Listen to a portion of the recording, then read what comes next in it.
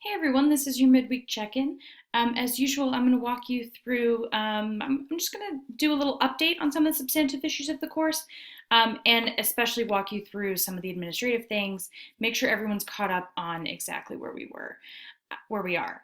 First of all, I want to encourage everyone to take a look in terms of sort of enhancing our understanding of of the material of the week. I want everyone to take a look at Hannah's YouTube video on climate change.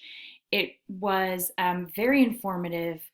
Um, I I certainly learned a lot in terms of the scientific information presented, and also did a really good job of presenting a strong moral argument. And I was happy because no one is working on worked on the Clean Water Project, that she also talked a lot about the issue of clean water. So please check that out. Leave your comments, and I know that you will. I know you will learn a lot. Now, the main thing that I want us to get prepped for is the midterm. The midterm is going to be due November 11th. And so we have about a week and a half left. So I want to draw your attention to the directions. Even though I've been asking you to make outlines and plans, I think it's worth going over. So in the course space, you go to content, syllabus and assignments, and essay. So this is the midterm essay. Again, it's not a proctored exam or anything you have to do. You're just going to be turning an essay into me. And I was motivated for this essay because in a lot of ways, we learned so much about the world's problems in this class, and we don't get to think quite as positively. So so what the assignment asks you to do is kind of take all the things that you've read about all the things that are wrong with the world and kind of flip it around and look at solutions. My favorite feminist science fiction author, Marge Piercy, writes, "We can only know what we can truly imagine. Finally, what we see comes from ourselves." So we actually have to go through this process of imagining a better world and of visualizing and believing in it before we can begin to make it happen. So here's the description of the essay.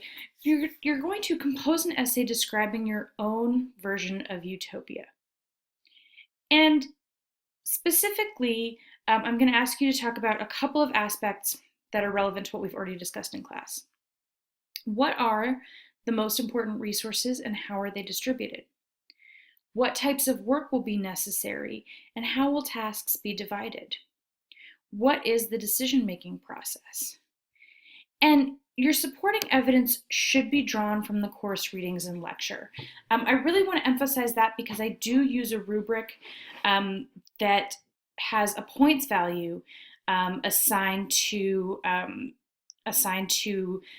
you using the course readings, and if you don't use the course readings and don't have that component, you can lose some substantial points. We've been practicing that a lot in the discussion boards, and I think almost everybody is doing that now. But continue to look at my comments on your week 2 discussion posts and then on this week's discussion posts in terms of how you're doing there. So as I suggested, the requirements for this essay: your essay must contain an underlined thesis statement. This might seem a little bit elementary, but I find that I do get a lot of students who have not been in school for a very long time, who have not written an essay in a long time. And so this is really helpful so that I can see what your main point is. Stylistically, I really do recommend putting your thesis statement at the end of your first paragraph. It's a convention, but it's a convention for a reason, and I think it's very helpful to organize that way. Now, an excellent thesis statement does two things.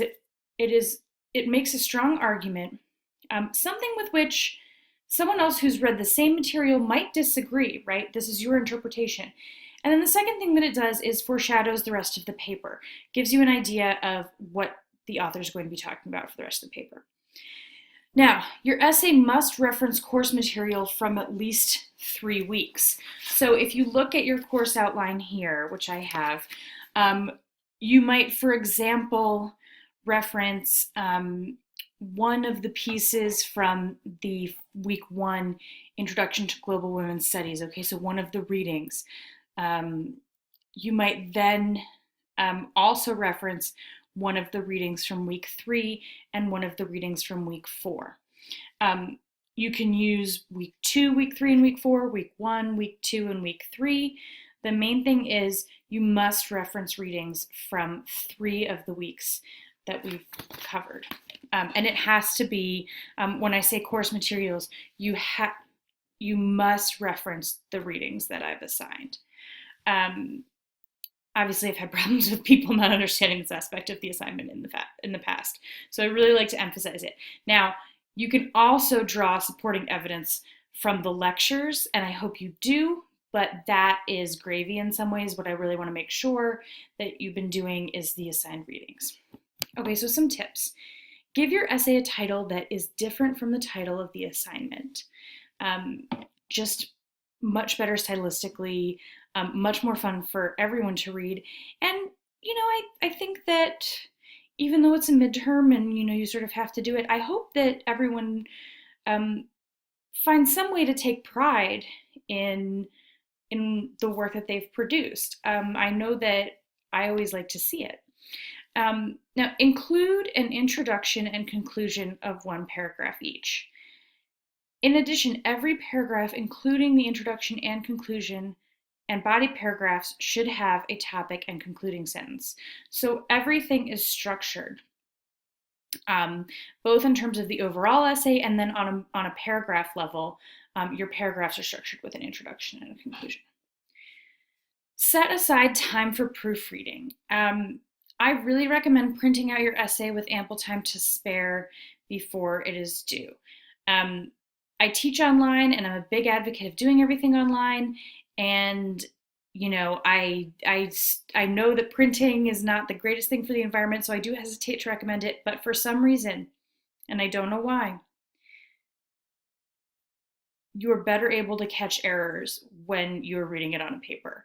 I've been doing a lot of academic writing for a lot of years, and every time I proofread something on the computer and I think it's great to go, the second I print it out, I find something else. So my advice to you is printing it out. It really does work much better. And read the printed copy out loud to make necessary revisions and correct errors. That helps you with the little fluency things and tense, the things that can just kind of slip by you when you start writing a sentence, and then by the time you get to the end of your thought, you have this sort of gobbledygook of different tenses and clauses that don't necessarily go together because you've spent so long working on the idea. That's what happens to me anyway. It will be due Friday, November 11th by 8 p.m. in Dropbox. 3 to 4 pages. Page requirements never include the bibliography, so that is 3 to 4 pages, and then the bibliography is separate. Any reasonable fonts include Times New Roman and Arial, things like that. And if ever you have a dilemma about which font to use, know that there is probably not a professor in the world who wouldn't accept Times New Roman. So if you don't know, Times New Roman 12-point double-spaced is almost always the way to go. 1-inch margins are the standard margins, so please just don't do anything artificial to try to make your paper appear longer than it is. Usually you end up with an argument that's not substantial enough, and you end up hurting yourself. And then also please number your pages. Citations, use any style but be consistent. I want to point you to a resource for those of you who, and this is probably helpful for the discussion post as well, for those of you who maybe are not that familiar with academic citations. On Front Range's website, you can go, if you go to campuses and libraries, there actually is a little citation assistance. Now, these are very short. They don't necessarily include every possibility of everything that you would need to cite, but they do have the basics. The MLA 8th edition and the APA. Those are the two most common. Chicago is also common. Now, for me, any of these three styles is acceptable if you already know one of them.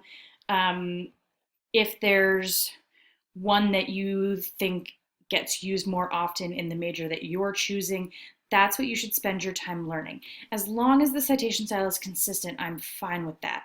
But again, you can pull up, let's say you're using MLA, you can pull up the Front Range cheat sheet and get a quick idea, if it would load.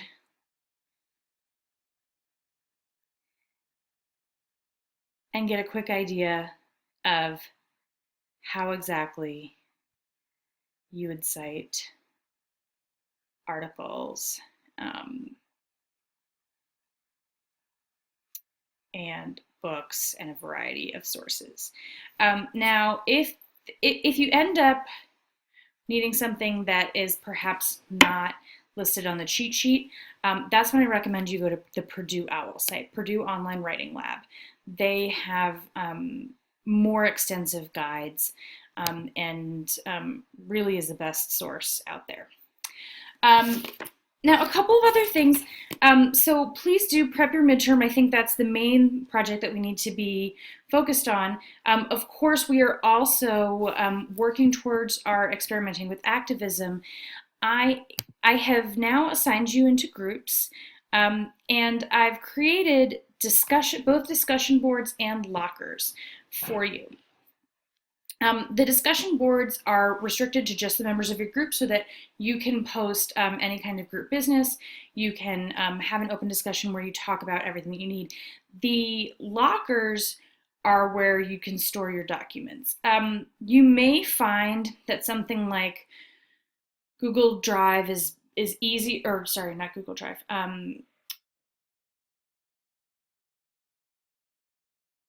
That something like that other file sharing devices work easier. And that's fine, but the locker is available for you if that's where you need to, if that's how you want to work. I do want to see the action plans by Friday. Okay, so this is really more of a statement of purpose and some of the basics about what you might do. The real list of responsibilities and duties and logistics is going to be in the next phase. Once you have your action plan completed, please post it to your group so that everyone can see it. It's a really important, founding document for your group, what you stand for, what you're going to do, that everyone can look back on. Now, I also have created a Dropbox for you to submit your action plans to. I would love from you all some confirmation that is working. It's the first time I've done it, and I am not 100% sure, so please, just as soon as you can, let me know if that Dropbox is working or not, and I will call IT if it's not working. I think that's about it in terms of course business, so keep doing what you're doing in terms of the discussion boards. Look at, start thinking about the midterm and focus your attention for the rest of this week on that action plan with your group mates. Please let me know if you have any questions. I'll see you around.